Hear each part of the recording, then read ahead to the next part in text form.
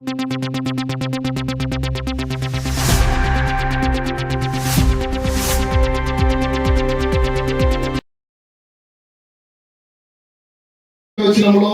తండ్రి నన్ను పంపిన ప్రకారము నేను మిమ్మల్ని పంపుచున్నానని వారితో చెప్పాను. అందుకొరకే మన చేతిలో ఏముందంటే యేసు క్రీస్తు యొక్క పునరుత్థాన సందేశం ఉంది. క్రైస్తవుల పునరుత్థాన సందేశం లేఖనం ప్రకారం ఆయన మరణించి తిరిగి లేచాడు. నన్ను చూసి సంతోషించారు. ఇక్కడ వరకు మీరు ఆగాల్సి చెప్పినట్టుగా చాలా పవిత్రమైన దినం, మన నమ్మకాన్ని నిలబెట్టిన రోజు. కోట్లాది మందికి జీసస్ రిసరెక్షన్ అనేది ఒక గొప్ప అనుభూతిని, ఒక నమ్మకాన్ని పంచిన రోజు.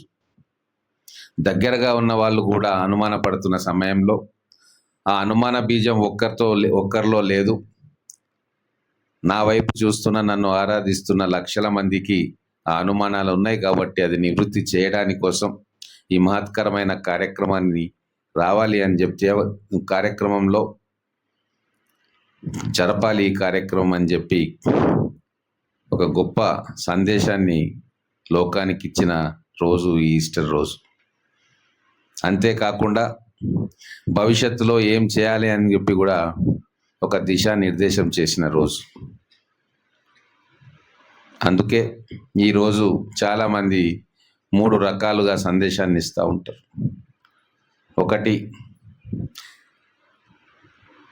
ఫర్గివ్ ఫ్రీలీ అని, క్షమించాలి, భేషజాలు లేని క్షమాపణ మానవులు అలవర్చుకోవాలి అని ఒక సందేశం. అలాగే live your life with a purpose అని అదొక సందేశం. ఈ 2 గొప్ప సందేశాలు ఈరోజు ఎక్కడ పోయినా పెద్దలు చెప్తూ ఉంటారు, మళ్ళొకసారి గుర్తు చేసుకోవడానికి. అదే సందేశాన్ని ఈరోజు మన మధ్యలో పెద్దలు చెప్పి ఉన్నారు కాబట్టి వారి మాటలు మనం వినుకుంటూ ఏదైతే సమాజం కోసం మనం ఉపయోగపడాలో వాటి మీద కూడా దృష్టి పెట్టాలని చెప్పి కోరుకుంటూ, గతంలో చెప్పినట్టుగా మళ్ళీ ఒకసారి ఎడ్యుకేషన్ మీద కూడా మన దృష్టి ఉండాలి. పెద్దలకు కూడా చెప్పినాం, మన చర్చి ప్రాపర్టీస్ ఎన్నో పెద్దలు మనకి ఇచ్చిపోయినారు.